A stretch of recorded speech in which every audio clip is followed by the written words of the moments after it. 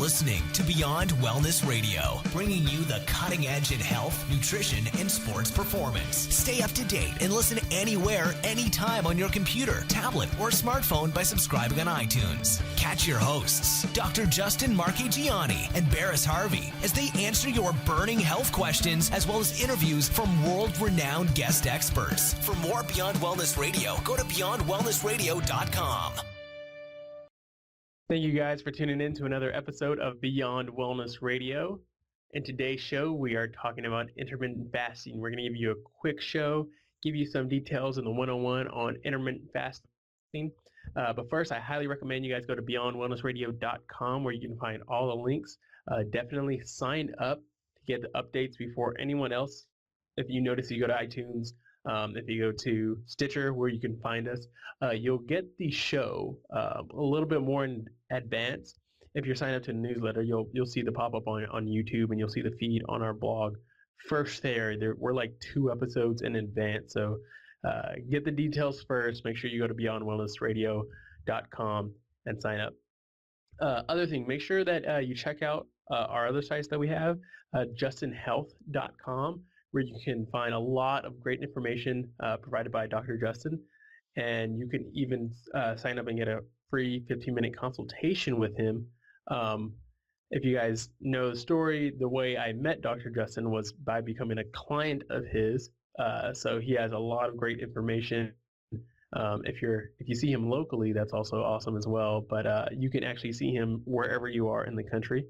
So make sure you go to justinhealth.com and go to reallyhealthynow.com as well to find everything that I have. I have a lot of great food pictures as well, so I can really help you when it comes to creating great healthy dishes, but also I like to dive into the mindset and to get into how to do this real food thing and fix it in a mindset point. And then so we have other things as well, a lot of great information. So again, beyondwellnessradio.com, and you can find the links to all those there. Dr. Justin, you want to add anything else? Yeah, also, again, my big passion is thyroid issues. So if anyone is having low thyroid symptoms, what could those be? Thinning of the outer third of the eyebrows, hair loss, cold hands or feet, fatigue, mood or memory issues, just kind of not feeling like yourself. Typically, there's a thyroid/adrenal connection there. And if you think you're one of those people, go to fixyourthyroid.com and check out the free video series so you can get more information to help improve your health. Yeah, awesome.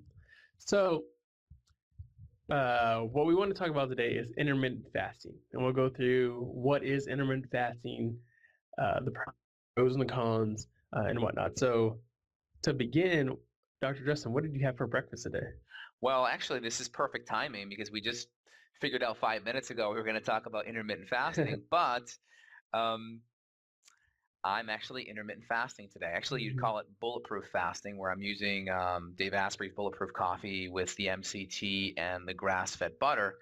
And I guess we can talk about how that plays into intermittent fasting as a means of producing more ketones, because the goal of fasting essentially is it's more of a modified protein fast where we're trying to use fat for fuel and ideally start to rev up this mechanism known as cellular autophagy, where we're starting to recycle proteins.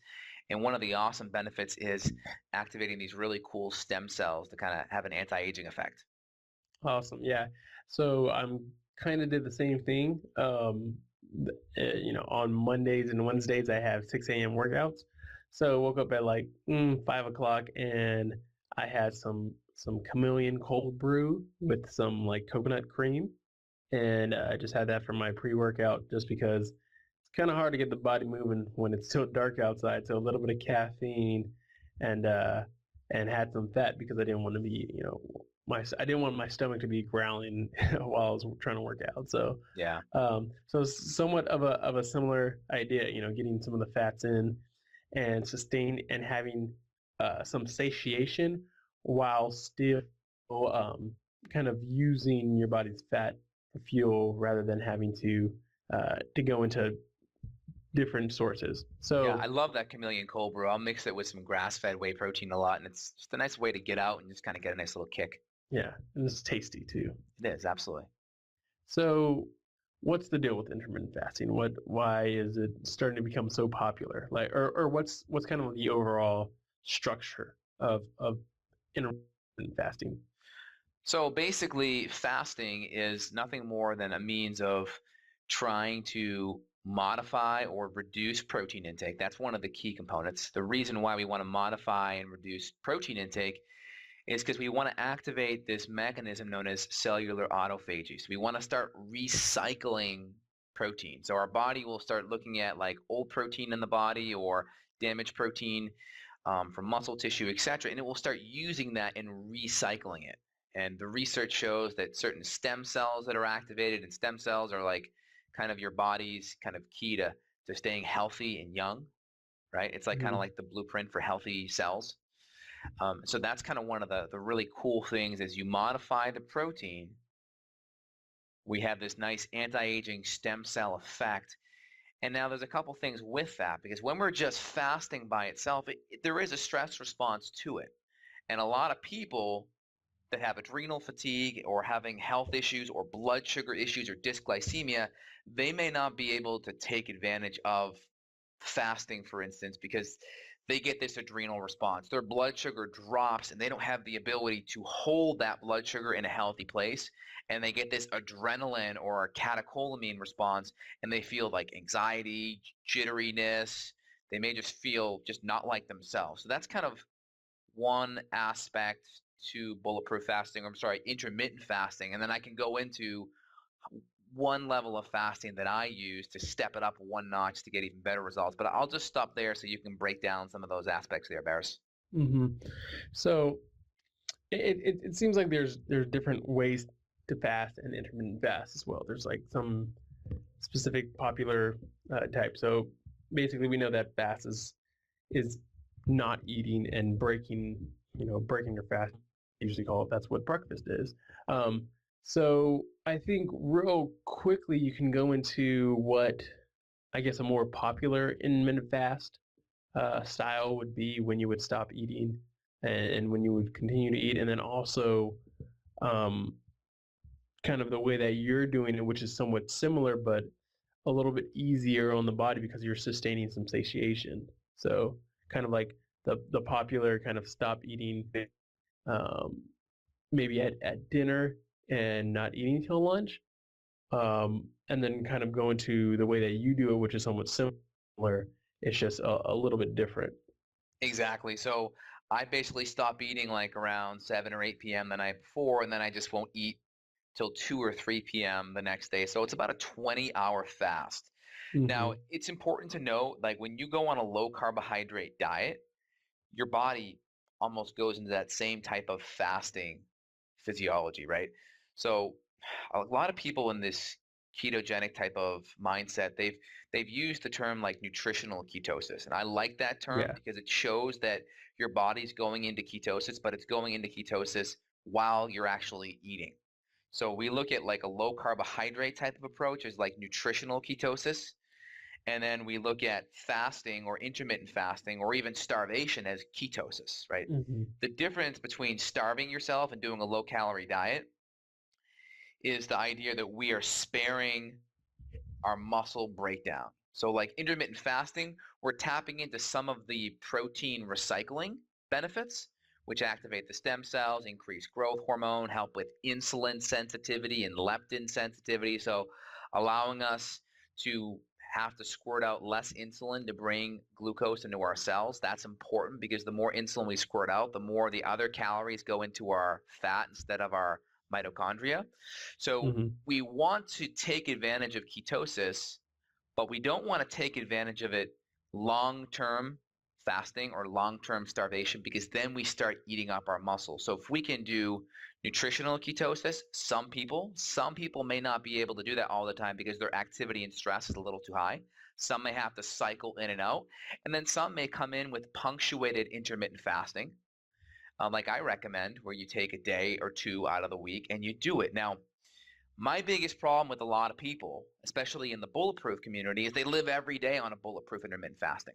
And I Yeah. don't recommend that because all of your brain chemicals are made out of amino acids. So if you're super stressed, you're an executive, you're doing all these different things, well, it may not be the best thing for you to live your life on a bulletproof intermittent fast.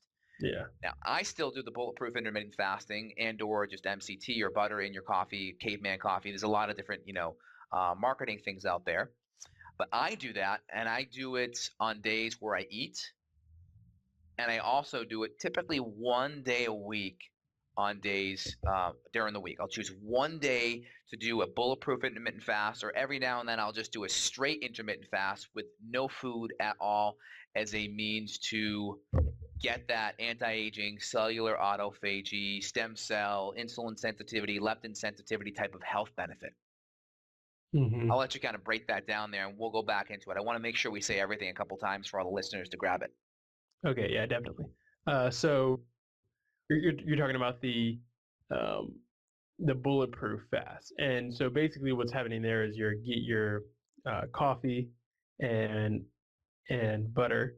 You can kind of do somewhat similar things with cream, but basically what you're trying to do is limit the amount of carbohydrates and protein that you get. Mostly just getting in fat, so that way you're not creating an insulin response, so that way you can continue to use your fat for fuel. Also some MCT oil as well. Almost forgot about that one. And what you mentioned was you don't do that every day, and a lot of people do that probably too often, which Yes. is good when it comes to calories and consuming a certain amount of fuel and getting some good fats. But at the same time, you could be lacking some nutrients if you're doing that on a daily basis. I mean, even if you had something as simple as eggs, bacon, and some sautéed spinach, which is a super easy breakfast to make, you're getting a lot more vitamins and minerals in that than you are with butter and coffee. Yeah, and like MCT oil. Yeah. exactly. Like calories do matter in the perspective that if you're eating real food, all of those calories are going to have real nutrition. Where Mm-hmm. if you're eating junk food, processed food, you can eat a whole bunch of calories with no nutrition, and you can go too low on the calories, which a lot of people do when they intermittent fast, and that low calorie type of setup will cause your thyroid to slow down. It will tell your genes that you're in a stress response, and you will start making more cortisol. And when your body is low on glucose and you're having a hard time using ketones, it Mm-hmm. uses protein and some fat to go into a process known as gluconeogenesis. And gluconeogenesis is cortisol dependent. Now, that's not a big deal, but the reason why it can be a big deal is if you have adrenal fatigue and Mm-hmm. you're not spitting out more than 23 units of cortisol a day. Well, there's a problem, because then you're not going to be able to activate gluconeogenesis as well. And if you're in a stressed out response, there's a good chance that you're probably not keto adapted. So if Yeah. you start jumping into your physiology and saying, hey, start burning fat for fuel, and then you don't have the metabolic background to shift because your body's not used to burning fat for fuel, and if your thyroid's already weak, and if your adrenals are already weak, then you're not going to have the mechanisms to start pushing the right hormones to switch, from burning sugar to burning fat. And there can be a whole bunch of symptoms, and there can be a whole bunch of more damage that ever occurs because you're not ready yet. It's like Yeah. going out and wanting to run this marathon, and you just jump into running a marathon the next day, and you're going to feel pretty crappy when that marathon's done, even if you get a chance to finish it. Yeah, definitely. I'll tell you one thing. That's not going to be me. I'm not going to run a marathon tomorrow because I haven't trained. Yeah. So, what about someone who just randomly skips meals?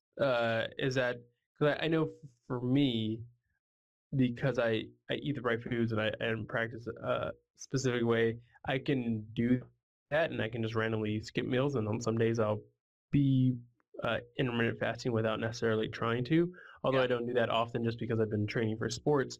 So how does just a randomness kind of thing come into play?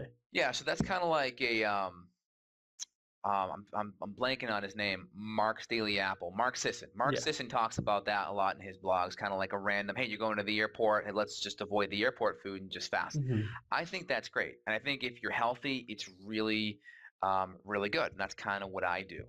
Just Yeah. my biggest thing is, though, all calories have nutrients, and your physiology, your Krebs cycle, the electron transport chain, all of your cells, they run off of nutrition. So if those skipping of meals happen enough where you're continually under consuming calories, and that basically all that means to me is less nutrients. It's like saying, it's like trying to get your car to perform better when there's less gas in the tank. Yeah, exactly. It's like you only have enough gas in the tank for like 200 miles, but you want to take a 300-mile trip. And I guess I get the body's different because there's already storage systems in place, but the body doesn't have a whole bunch of storage for nutrition. It may have storage for glucose. It may have storage of fat in our body. It may have a storage of amino acids in our muscle tissue.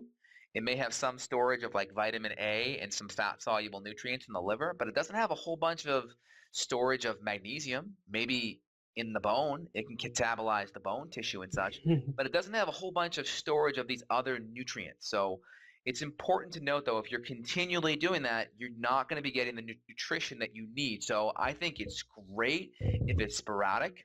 I think if you're not healthy and you know your adrenals are out of whack and you know your thyroid's out of whack, it's probably not the best time to try this. I think if you're healthy, I think it's great. Like you and me, we can do it.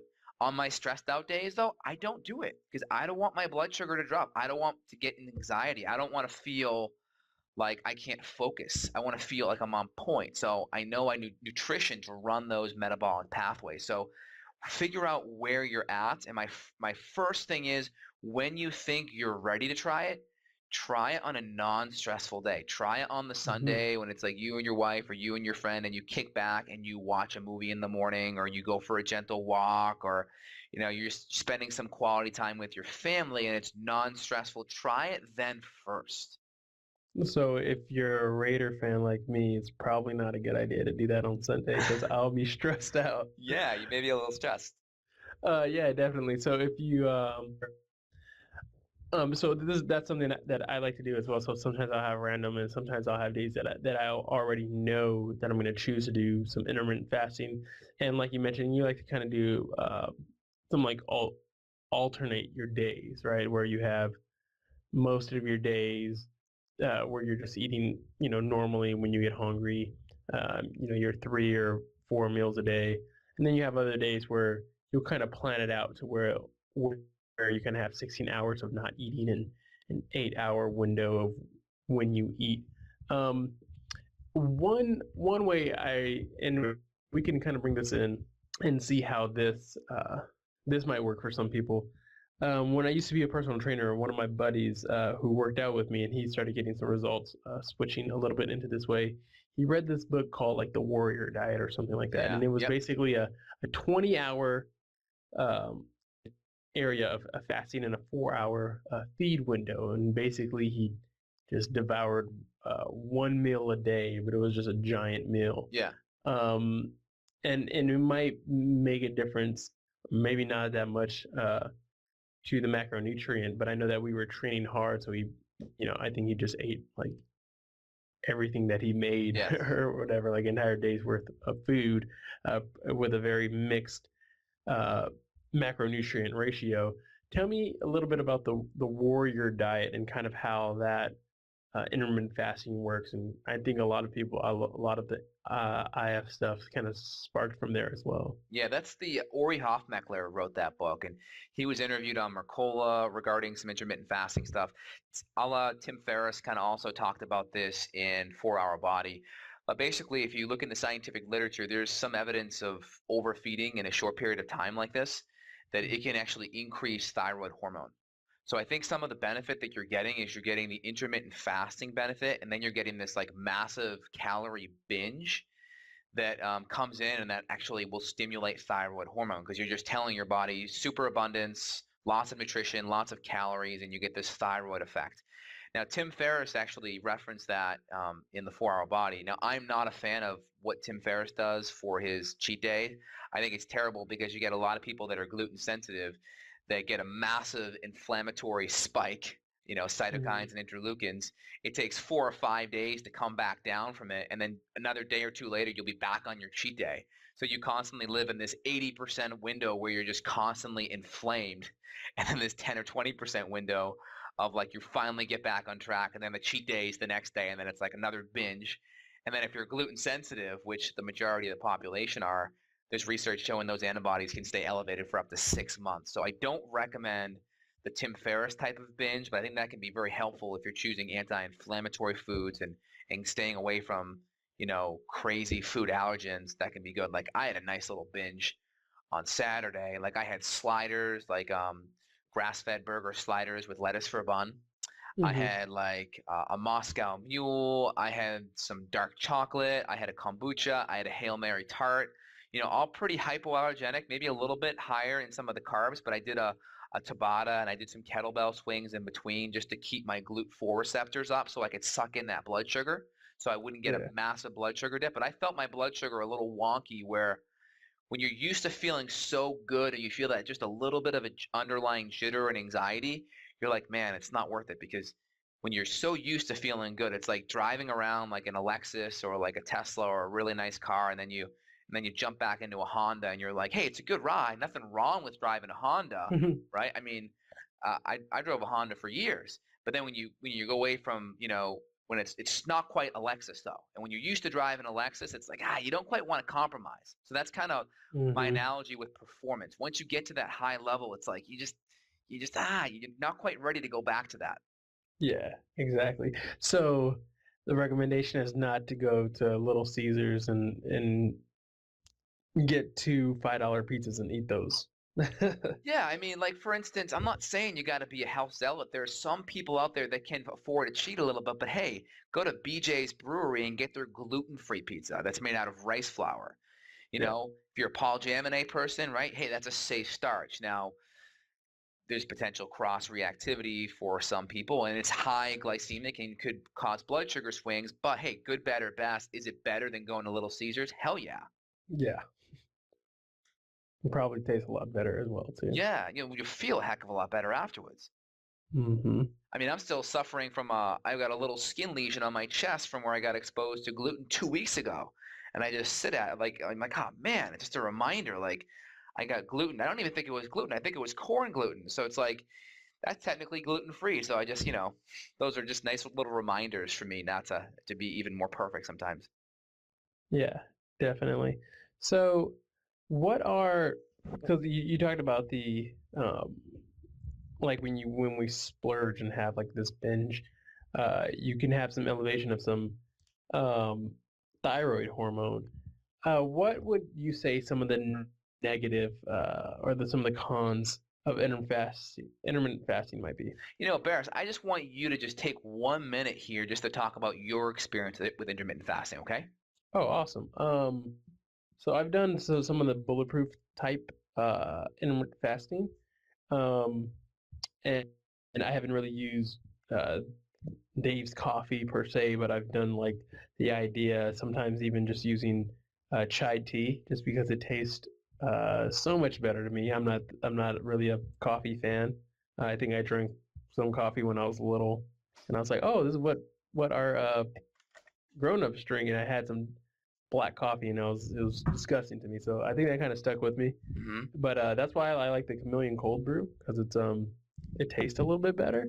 But I've done even the just um, using, like I said, the chai tea and some grass-fed raw cream, which is a little bit expensive, but Yeah, it can be. it tastes amazing. And yeah, I my brain's like fully turned on, and I'm I usually do it on days that I'm not training, just because I'll usually want to eat a lot more. But like I said, I kind of did intermittent fasting this morning. Just did some coffee and some coconut cream before my workout in the morning. I did a full workout and I feel fine. I haven't eaten since, and I feel good. And I'll probably eat a lot later on today, just because I did train today. So I'm gonna eat more. But yeah, I feel it's very convenient, especially as somebody who likes to cook.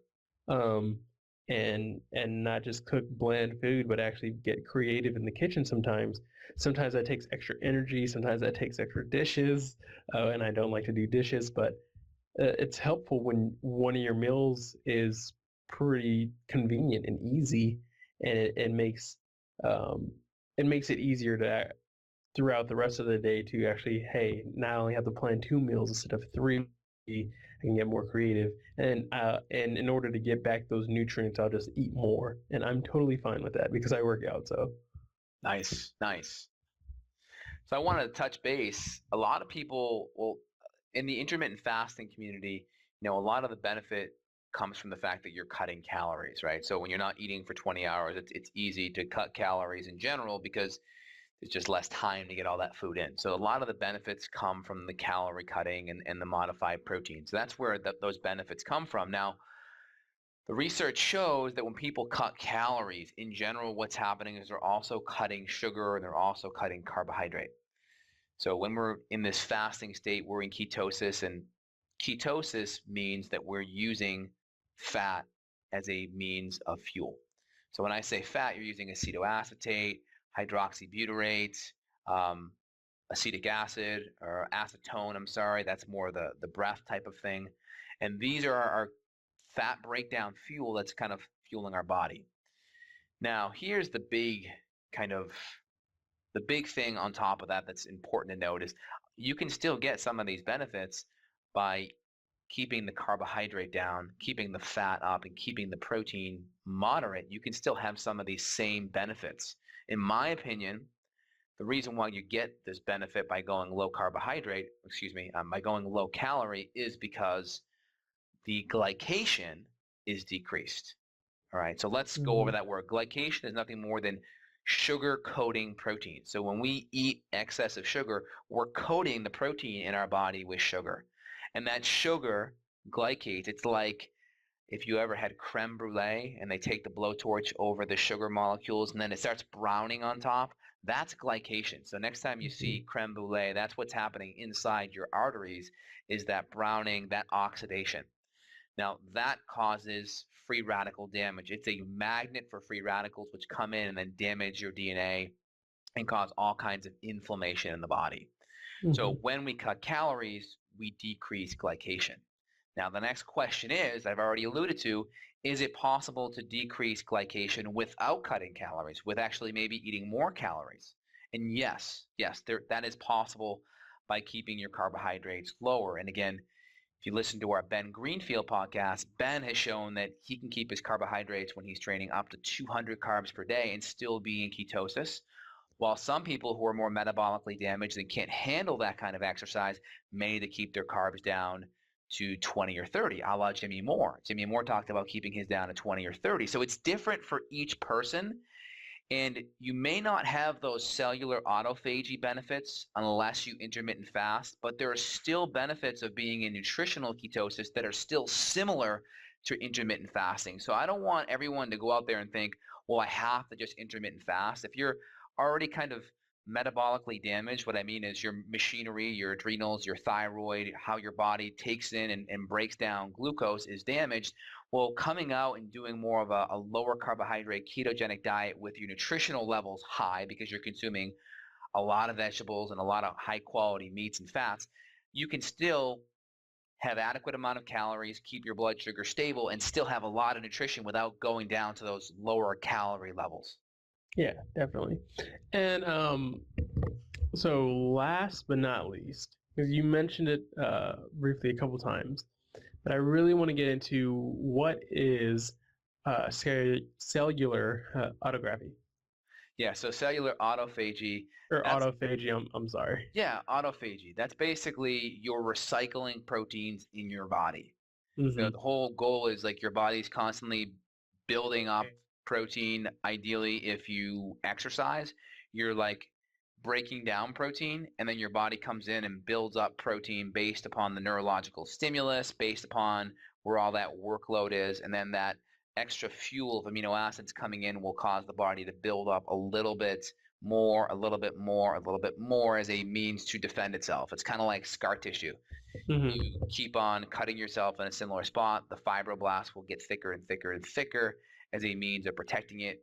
The same thing with osteoporosis. We have Wolff's Law, where we have the piezoelectric effect, where we have this electro-force gradient that stimulates more calcium in certain areas where force is. So we're kind of using that same type of effect with amino acids and building up our muscle.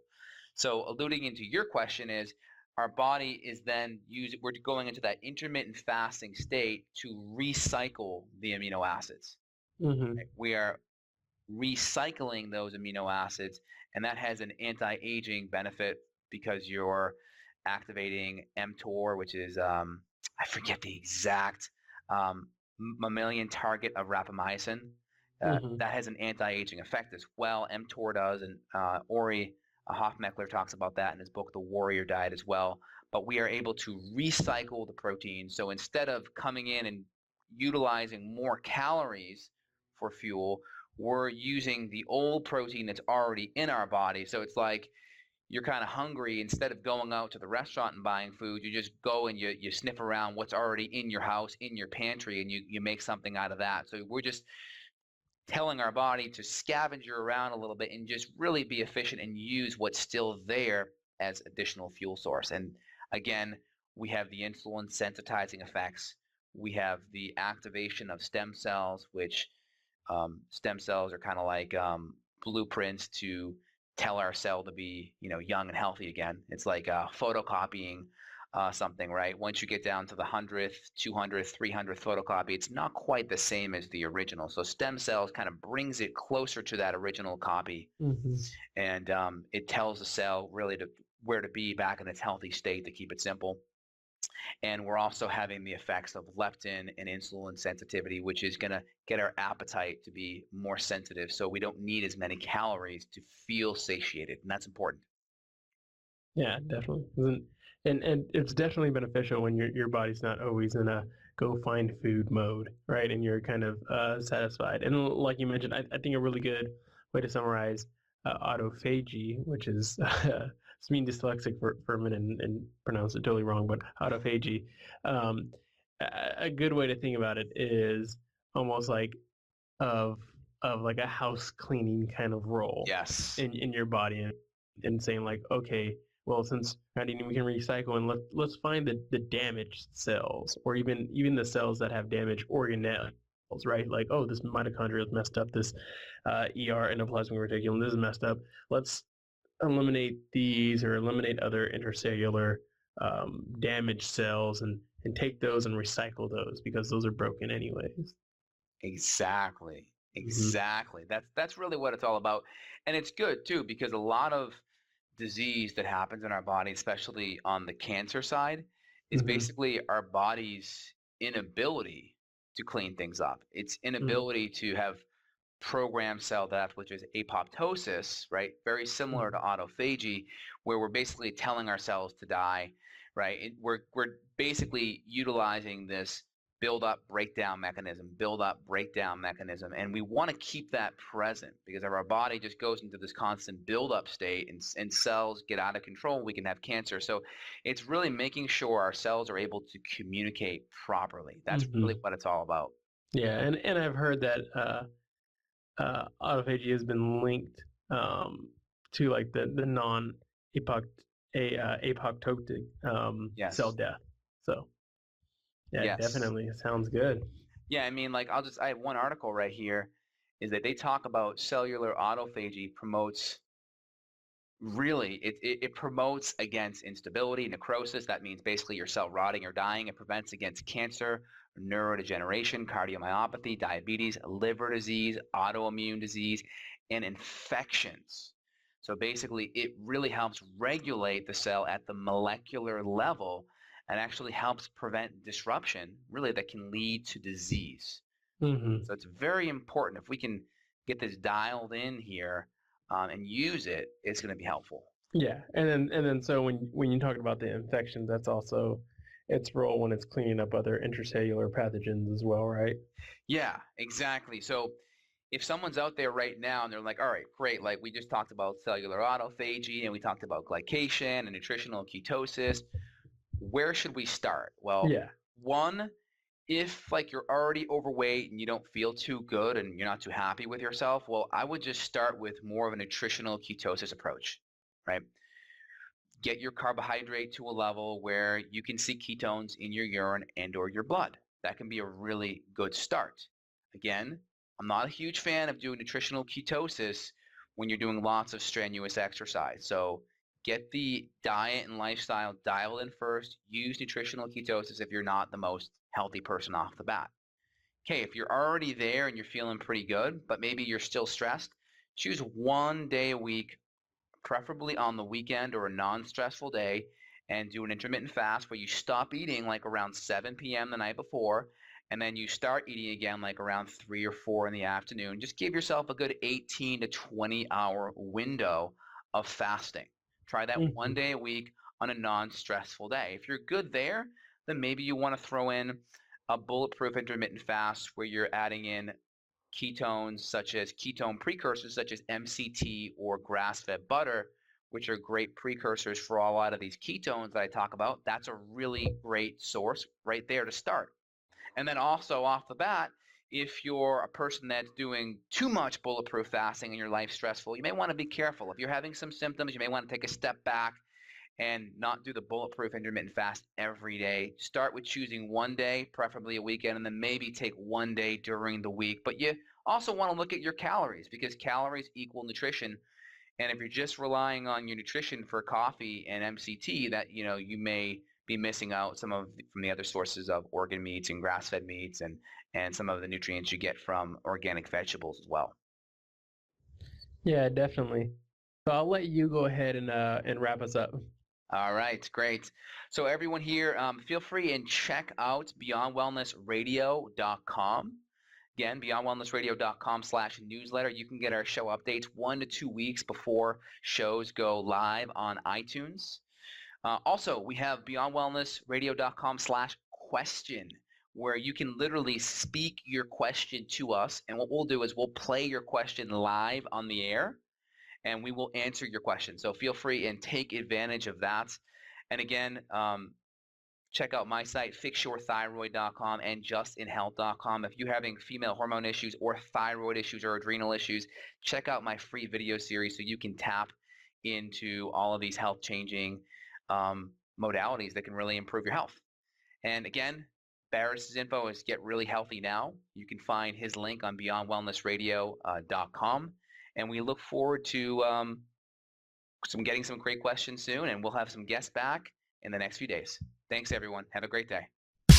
Got a question for Dr. J? Go to beyondwellnessradio.com/question. Then tune in to hear the answer. Also, if you like the show, review us on iTunes. For more Beyond Wellness Radio, go to beyondwellnessradio.com.